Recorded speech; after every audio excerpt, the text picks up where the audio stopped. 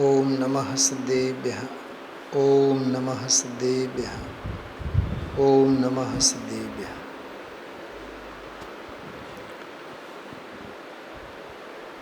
અહોભાવ ગ્રંથ છે. પૂજ ગુરુદેવ શ્રીના અમૃત વચનોનો સંગ્રહ. નિર્ગ્રંથ મુનિ ભગવંતોની અંતરંગ અને બહિરંગ પરિણતિ, અંતર્બાહ્ય દશાને સમજાવતા બધા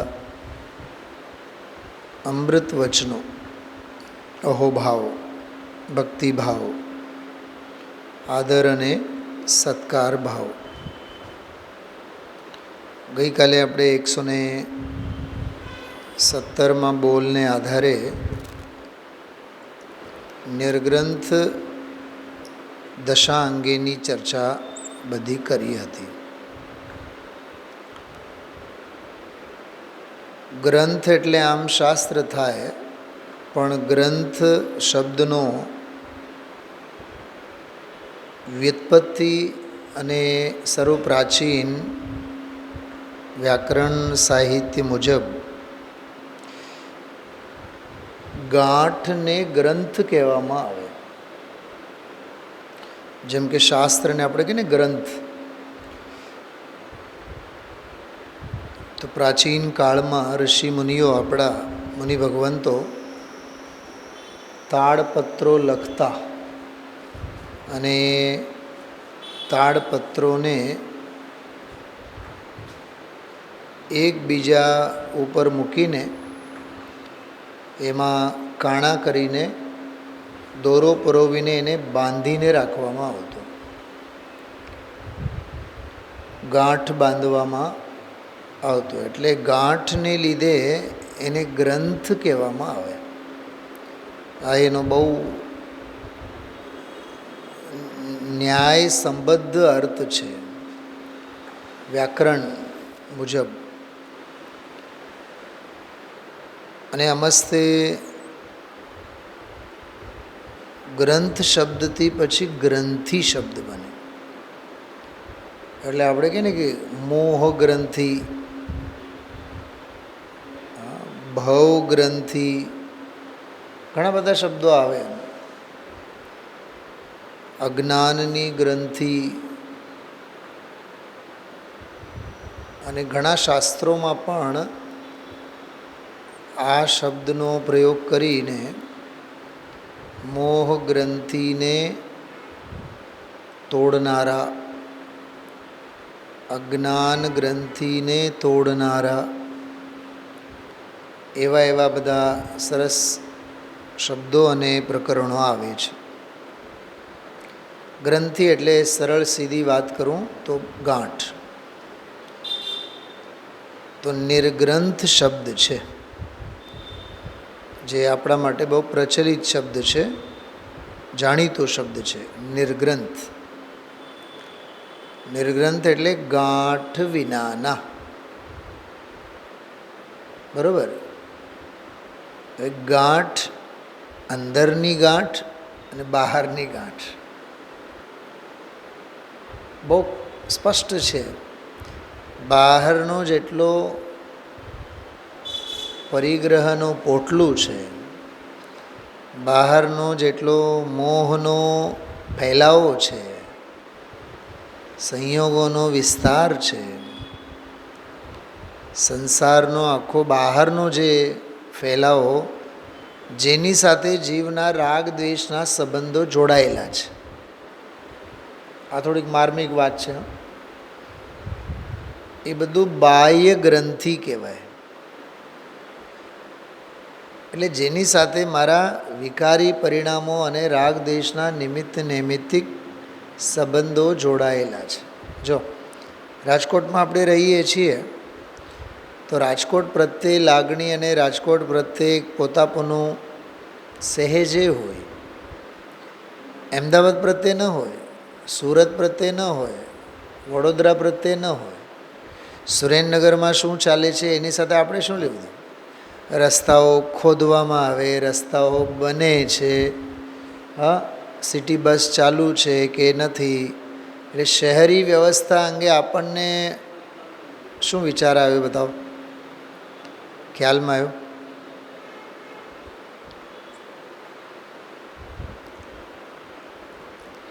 પોઈન્ટ સમજાય છે બધાને?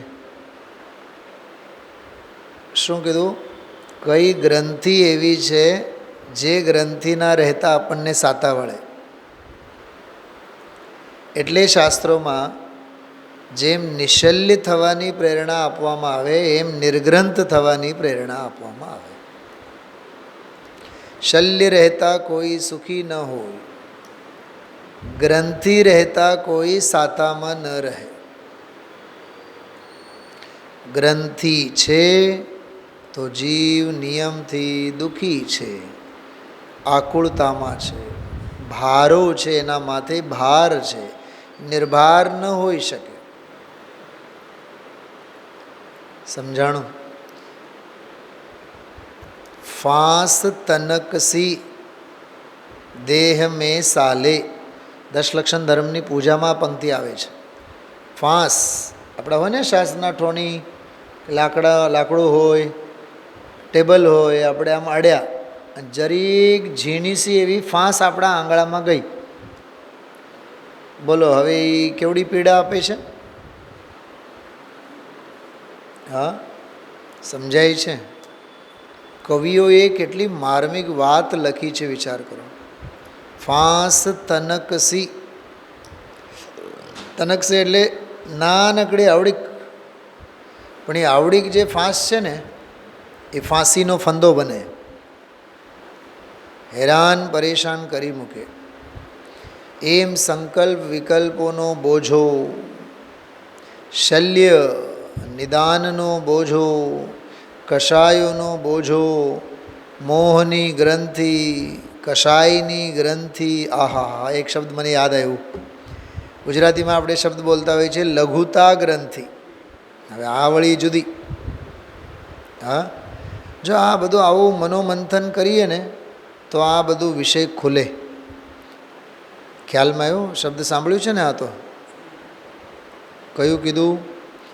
મોહ ગ્રંથિ, જેમ લઘુતા ગ્રંથિ. એ લઘુતા ગ્રંથિ જે છે એ કેવી ખતરનાક છે બતાવો. લઘુતા ગ્રંથિને આપણે આત્મવિશ્વાસના અભાવને માટે કહેવામાં આવે છે.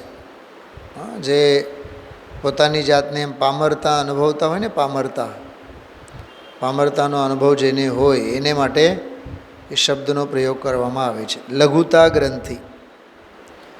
અચ્છા, થોડીક લઘુતા ગ્રંથિની વાત કરું છું, સાંભળો, બહુ માર્મિક વાત છે. લઘુતા ગ્રંથિ એને કહેવાય જે, તમે સાંભળ્યું છે આ શબ્દ લઘુતા ગ્રંથિ બધાએ? થોડુંક આજે આ ગ્રંથ અને નિર્ગ્રંથ શબ્દના જ સંદર્ભમાં આપણે વાત કરીએ. બહુ માર્મિક વાતો આવે છે મગજમાં કે લઘુતા ગ્રંથિ એટલે, સરળ શબ્દોમાં કહું ને, લઘુતા ગ્રંથિ એટલે, ભાઈ, લઘુતા ગ્રંથિ એટલે કોઈને કોઈ આત્મવિશ્વાસની ઉણપ. બરાબર? લઘુતા ગ્રંથિ એટલે અમને તો આવડે જ નહીં, અમારાથી તો થાય જ નહીં, એટલે લેક ઓફ સેલ્ફ કોન્ફિડન્સ. વકીલ સાહેબ, કે આત્મવિશ્વાસની જે ઉણપ છે ને, આત્મવિશ્વાસનો જે અભાવ છે, એવી જે મેન્ટેલિટી હોય. પકડાય છે વાત આપ સૌને? બેન નીપાબેન સમજાય છે કે મારાથી તો નહીં જ થાય, આપણાથી તો નહીં જ થાય. આવી જે માનસિકતા છે, એટલે સાવ જેને કહે ને કે આપણે પુરુષાર્થહીન થઈને, વીરહીન થઈને, આહા હા, એક ઓર શબ્દ યાદ આવ્યું, જો, નિર્વીર્ય. ધનજીભાઈ, હા, આત્મકલ્યાણમાં બેન દેવીબેન, આત્મકલ્યાણમાં, આત્મહિતમાં નિર્વીર્યપણું સેવવું એ લઘુતા ગ્રંથિ છે. ભૂપતભાઈ સંભળાય છે? સંભળાય છે ને? હા, આવું છે આ જીવનમાં. હા, આત્મહિતની ન પડી હોય, આત્મકલ્યાણની ન પડી હોય, તત્વજ્ઞાનની ન પડી હોય. ગુરુદેવશ્રી બધું બોલે છે. હા, માંડ મનુષ્ય ભાવ મળ્યું પણ આ ન કર્યું, મનુષ્ય ભાવ એળે જાય. અનાદિકાળથી એક સેકન્ડ માટે પણ આ જીવે આ નહીં કર્યું, આ સિવાય બીજું બધું કર્યું. એટલે જ્યાં વીર્ય સ્ફુરાયમાન થવું જોઈએ ત્યાં ન થયું, અને જ્યાં થવાની કાંઈ જરૂર નથી, એટલે જ્યાં વીર્ય શક્તિની વાપરવાની કાંઈ વેડફવાની કાંઈ જરૂર નથી, એવી નકામી, નઠારી અને અપ્રયોજનભૂત બાબતોમાં જીવે પોતાનો યોગ ઉપયોગ બધો જ ખર્ચી કાઢ્યો. બોલો, એને પણ નિર્વીર્યપણું કહેવાય. એટલે શક્તિહીન થવું એને લઘુતા ગ્રંથિ કહેવામાં આવે છે. અચ્છા, શક્તિહીન થવું એટલે થોડુંક આનો અર્થ સાંભળો. શક્તિહીન થવું એટલે આત્મામાં શક્તિ નથી એમ નથી. હા, માર ધડાક પહેલેથી કે તું પ્રભુ છે કે પામર છે, તું તો શક્તિઓનો પિંડ છે. ખ્યાલમાં આવ્યો? અનંત શક્તિઓનો ગોદામ છે. બોલો, સ્વભાવનો સંગ્રહ છે, અનંત ગુણોનો દરિયો છે, લબાલબ. ખ્યાલમાં આવ્યું? એટલે જ આ બધું જે નિશ્ચય પરમ આવશ્યક અધિકારમાં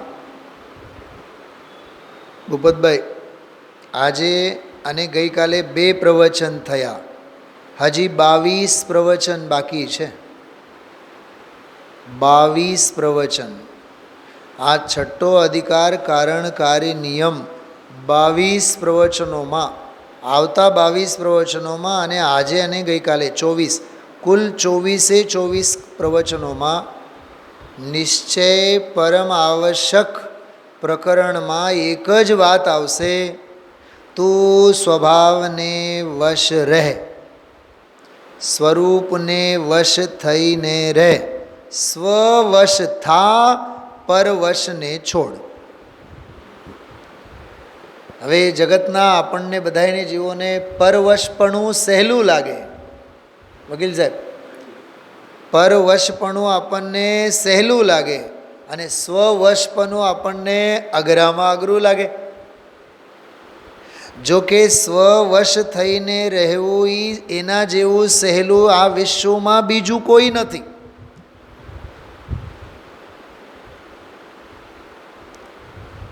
પરિગ્રહવાળા થઈને રહેવું સહેલું છે કે અપરિગ્રહ બનીને રહેવું સહેલું છે? બતાવો, સ્વાધીન કામ કયું છે આમાં?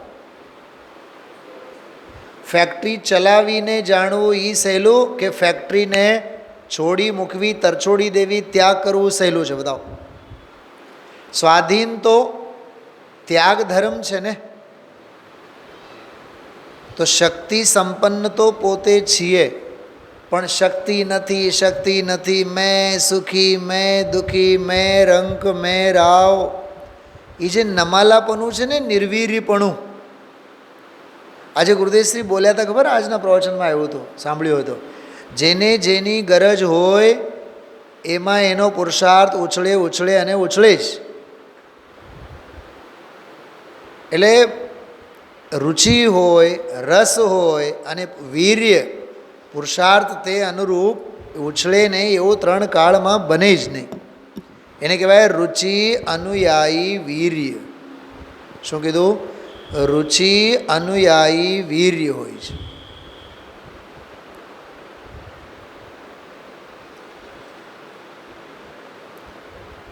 શુદ્ધ પંચમીની વાર્તામાં મેં એક વાત કરી હતી. ઓલા જે 2 મુનિરાજ આવ્યા હતા ને, 2 મુનિરાજ, નરવાહન અને સુબુદ્ધિ, અરહત બલિના સંઘમાંથી, એમાંના એક તો સાવ વૃદ્ધ હતા એક તો એમાંથી વૃદ્ધ હતા, તો એને ના પાડી ન હોય કે અમે વિદ્યા અધ્યયન કરવા માટે તમે ગિરનાર મોકલો છો. બોલો દેવીબેન, એક જે એમાં વૃદ્ધ હતા ને, પુષ્પદંત આચાર્ય જે થયા, એ સાવ વયે એની ઉંમર ઘણી બધી ઉંમર થઈ ગઈ હતી. ષટખંડાગમના તો થોડાક જ એમને સૂત્રો લખી શક્યા, 100, 125, 200, પછી તો કાળધર્મ પામ્યા. તો દૂર દેશ આંધ્રપ્રદેશથી કરણાન યોગનું જ્ઞાન મેળવવા માટે એમને આવ્યા હશે? અરે શરીરે વૃદ્ધ હતા, પણ જ્ઞાને તો યુવા હતા ને.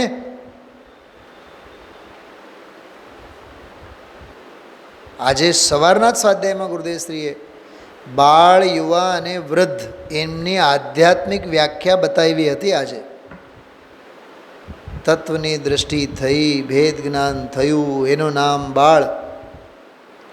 મુનિપણું આવ્યું, નિર્ગ્રંથપણું લીધું, એનું નામ યુવા.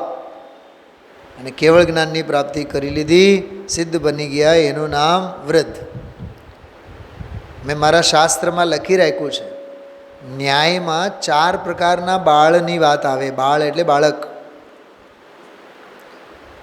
સૌથી પહેલાં છે મતિકૃત બાળક. મતિ એટલે બુદ્ધિએ બાળક.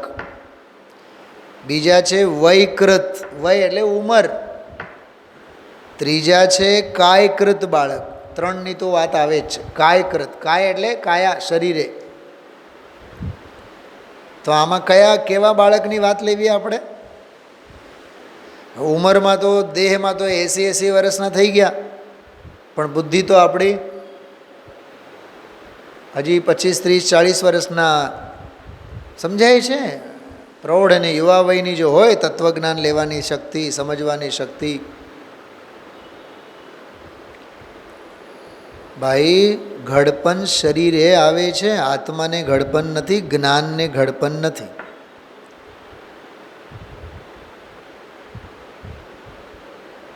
મન યુવાન હોવો જોઈએ. શરીરે ભલે ને ઘડપણ આવી જાય, જ્ઞાન ક્યાં ગરડો થાય છે? બોલો, જ્ઞાન ગરડો થાય? તો મન મક્કમ રાખો. હું તો શક્તિઓનો પિંડ છું. હા, વિશ્વાસ, આત્મવિશ્વાસનો ધની છું, સુખનો સાગર છું. અને આપણે જીવનમાં ક્યાંય પણ આકુળતા સાથે ઘેરાઈએ છીએ, અસાતા સાથે વળગીએ છીએ, ત્યાં સમજી લેવાનું આત્મવિશ્વાસની કમી છે. Lack of confidence. અને જ્યાં આપણે વિશ્વાસ ગુમાવ્યા, આત્મવિશ્વાસ ગુમાવ્યા, ત્યાં બધું જ ગુમાવ્યા. વાત જો ક્યાંથી ક્યાં આવી, આખી મોટિવેશનલ વાત આવી ગઈ. આ વાત આપણી ચાલતી હતી નિશલ્ય અને નિર્ગ્રંથ. તો કોઈ શલ્ય રાખીને કોઈ સુખી ન થાય, એમ કોઈ ગ્રંથિઓ સાથે કોઈ સુખી ન થાય. હા, મારે મંદિરનું હિત કરવાનું છે, મારે સમાજનું હિત કરવાનું છે, મારે દુનિયાનું હિત કરવાનું છે. અરે जिया कब तक उलझेगा संकल्प विकल्पों में, कितने भव बीत चुके संसार विकल्पों में. કેટલા સંકલ્પ વિકલ્પો. હા, બાયડી, છોકરા, ઘર, પરિવાર, ધંધો, વ્યાપાર, એના વિકલ્પો ન હોય તો સમાજના વિકલ્પો હોય. શું સાહેબ, વકીલ સાહેબ? હા, બહેરા મૂંગાના આશ્રમના વિકલ્પો. સાહેબ ચલાવે છે ને બહેરા મૂંગાનો. હા, વકીલ સાહેબ, સાહેબ, હા, ગોસલે સાહેબ બેઠા છે એટલે કહું છું. હા, એટલે વિચાર કરો, વકીલ સાહેબ, ગુરુદેવશ્રી એક વાક્ય કહે છે હંમેશા, અટકવાના સ્થાન ઘણા છે.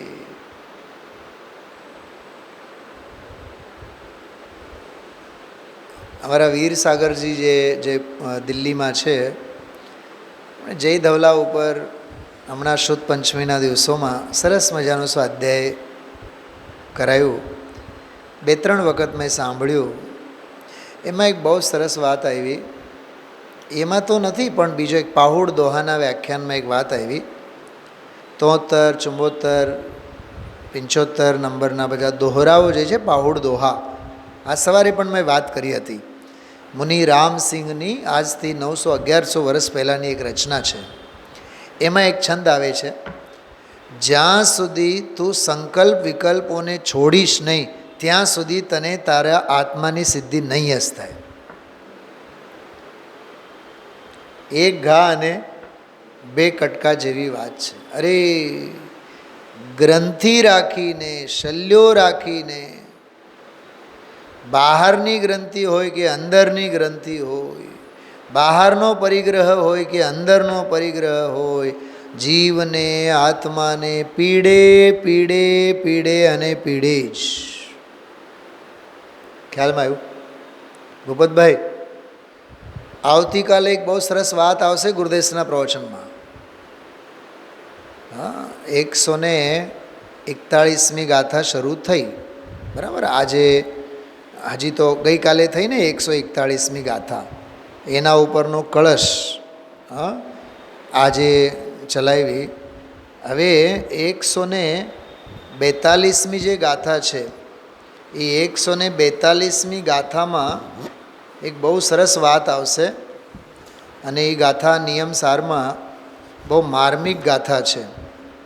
એમાં આચાર્ય શું કહે છે જો 142મી ગાથામાં આચાર્ય એમ કહે છે, વશ જે નહીં તે અવશ, જે વશ નથી, કોઈના પણ જે વશ નથી તેઓ અવશ. વશ જે નહીં તે અવશ, આવશ્યક અવશનું કર્મ છે. અવશનું જે કાર્ય એનું નામ આવશ્યક. તો વશ ન થવું એ અવશ, એ અવશપણાનું જે કાર્ય એનું નામ આવશ્યક. તો આવશ્યક તો એ છે ને. અહીંયા તો સંસાર, શરીર અને ભોગો સાથે વશમાં આપણે પડ્યા છીએ. રાવણ તો દુઃખી હતા જ, એ તો મોહે દુઃખી હતા. પણ રામચંદ્રજીએ ક્યાંય ઓછા દુઃખી થયા? એ સુવર્ણ મૃગના વશમાં હતા. શેના વશમાં હતા? એ સુવર્ણ મૃગના વશમાં થયા. તો રામચંદ્રજીને દુઃખી તો થવું પડ્યું કે નહીં? સીતાજીને ગુમાવવું પડ્યું કે નહીં? એ સુવર્ણ મૃગના વશમાં થયા ત્યારે તો રાવણ એને અપહરણ કરવા માટે આવ્યા. એમ જગતના વશમાં, સંસાર શરીર ભોગોના વશમાં, સાંભળો સાંભળો, સંસાર શરીર અને ભોગોના વશમાં જે થાય છે એનો સંયમ રતન લૂંટાય છે. પૂજામાં આવે છે બહુ સરસ, સંયમ રતન સંભાલ, કર્મ ચોર ચહું ફિરત હૈ. કર્મરૂપી ચોર ચારે બાજુએ ફરે છે. હા, ખ્યાલમાં આવ્યું? સાંભળો, હા, ધ્યાનથી સાંભળો.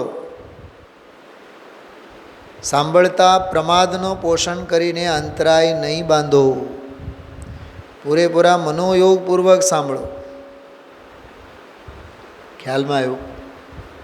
તો શલ્ય રહેતા કોઈ સુખી ન હોય, ગ્રંથિઓ રહેતા કોઈ સુખી ન હોય. એટલે માર્ગ નિશલ્યોવ્રતિ, નિશલ્ય થવાનો માર્ગ છે. એમ નિર્ગ્રંથ થવાનો માર્ગ છે. એટલે આ ગાથા કહે છે, તે યોગથી અગર ઉપાય છે, અશરીર તેથી થાય છે. આવતીકાલે આ ગાથા ગુરુદેવશ્રી વાંચશે. અશરીર તેથી થાય છે. બોલો. અને મૂળ ગાથા જે છે ને, મૂળ પ્રાકૃત ગાથા, એમાં શબ્દ આપ્યો છે નિર્વયવો હોદી નિજ્જુતિ. નિરઅવયવ એટલે એને અવયવ જ નથી રહેતા, એટલે શરીર જ ન રહે, એટલે એ સિદ્ધ બની જાય. કોણ? જે આવશ્યક કામ કરે છે.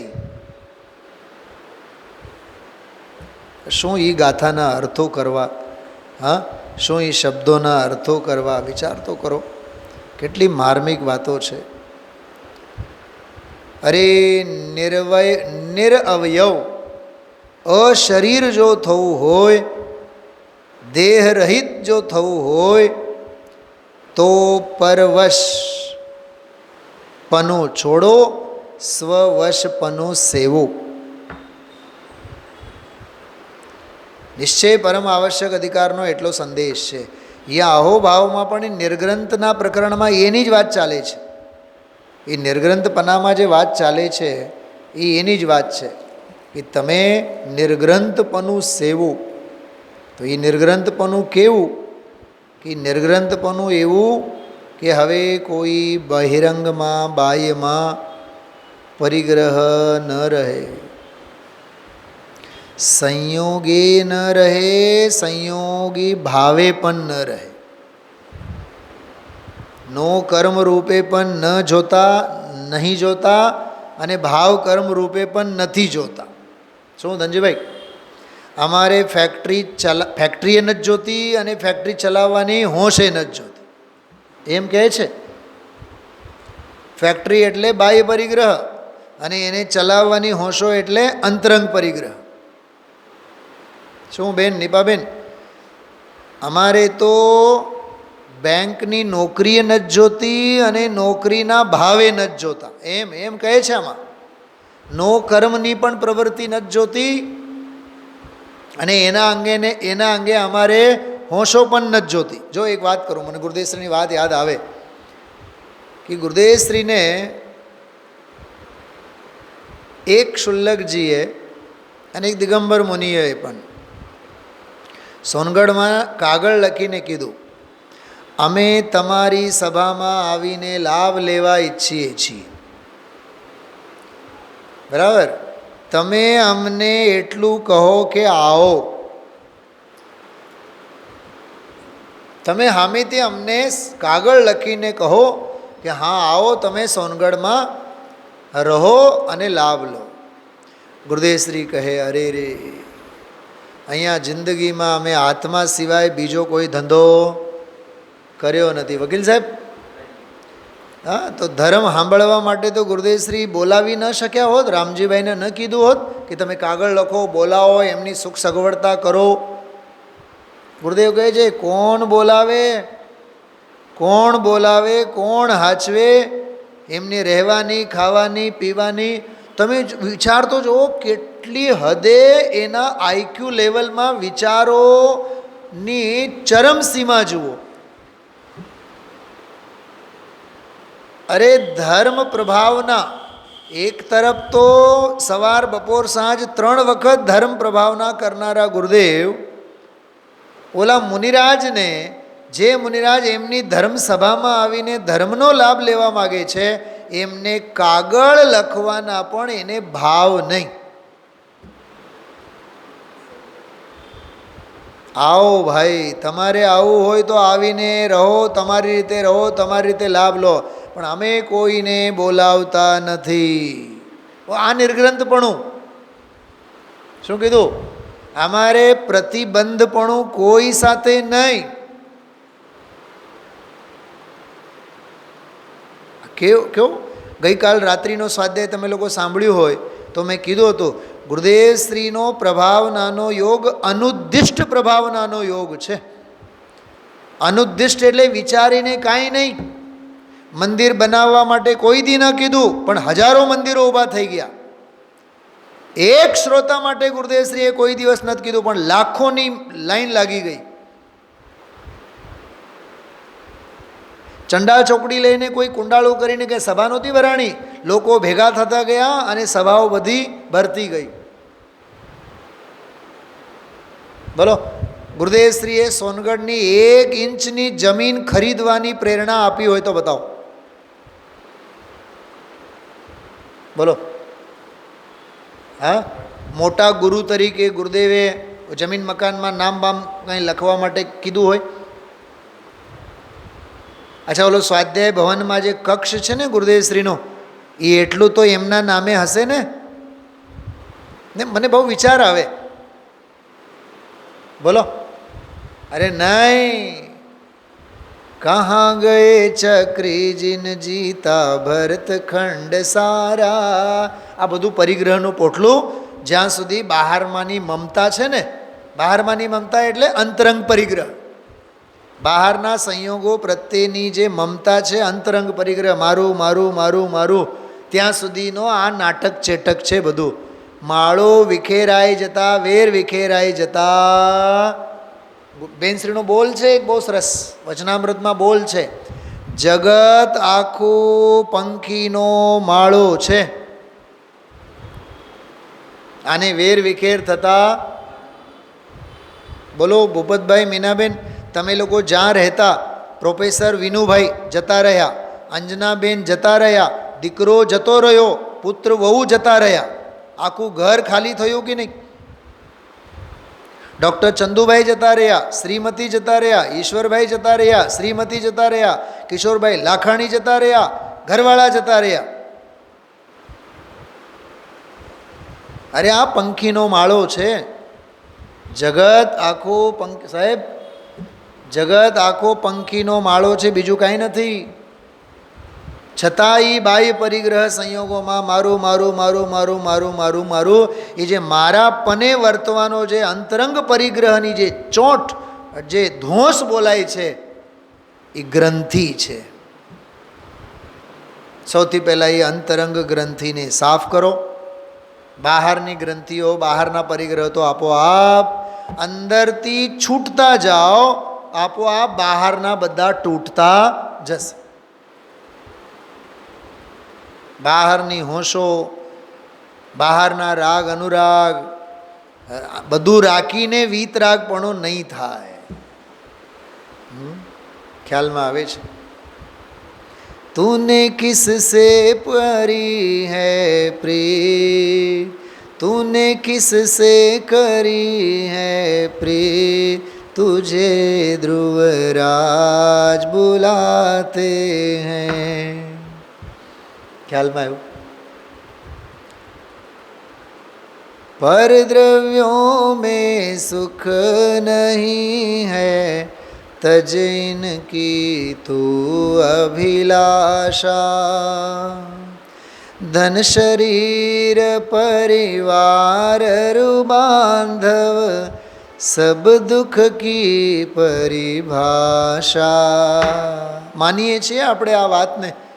દીકરો લાખો કમાવતો હોય, હા બોલો ધનજીભાઈ, દીકરો કરોડો કમાવતો હોય અને બાપને લાખો ભોગવવા આપતો હોય, બોલો એ તો દુધારી ગાય મળી ગઈ ને?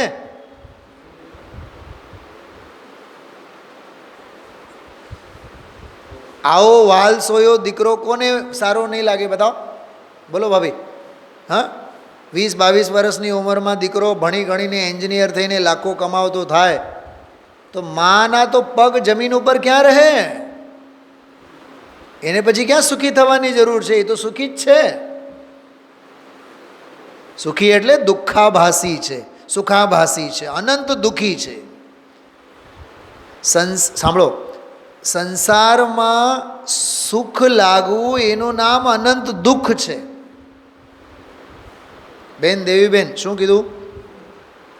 સંસાર અને સંયોગોના સથવારે સાતા વળવી, સુખનો ભાસ થવો, એનો જ નામ અનંત દુઃખ છે.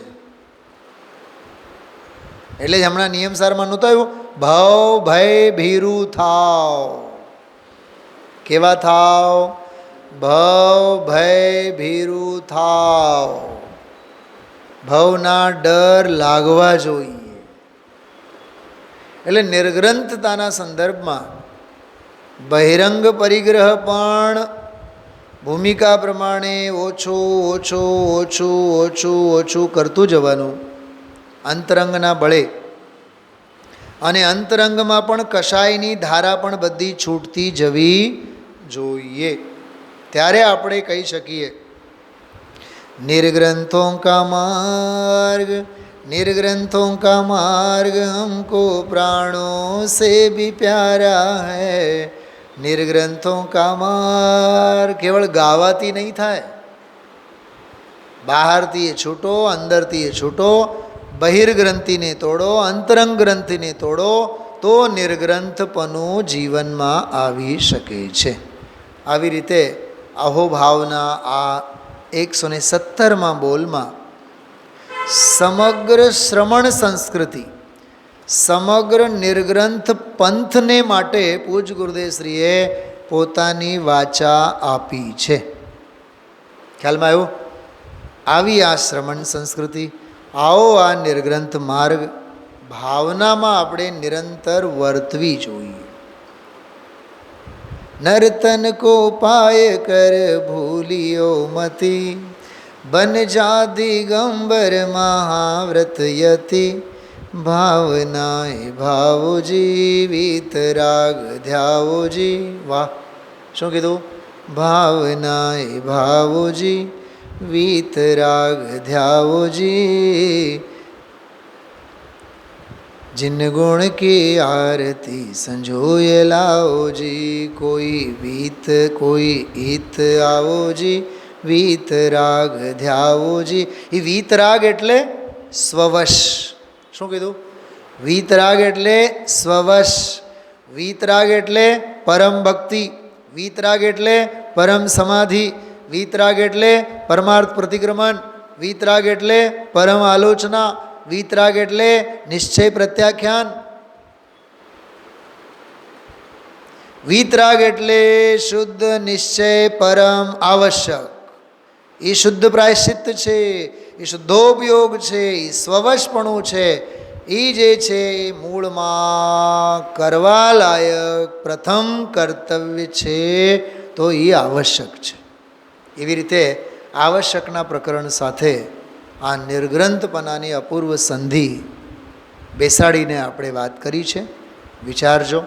મન શુદ્ધ, વચન શુદ્ધ અને કાયા શુદ્ધ, ત્રિયોગ શુદ્ધિપૂર્વક તત્વની આપણે આરાધના બરાબર કરવી જોઈએ. ઓમ નમઃ સિદ્ધેભ્યઃ.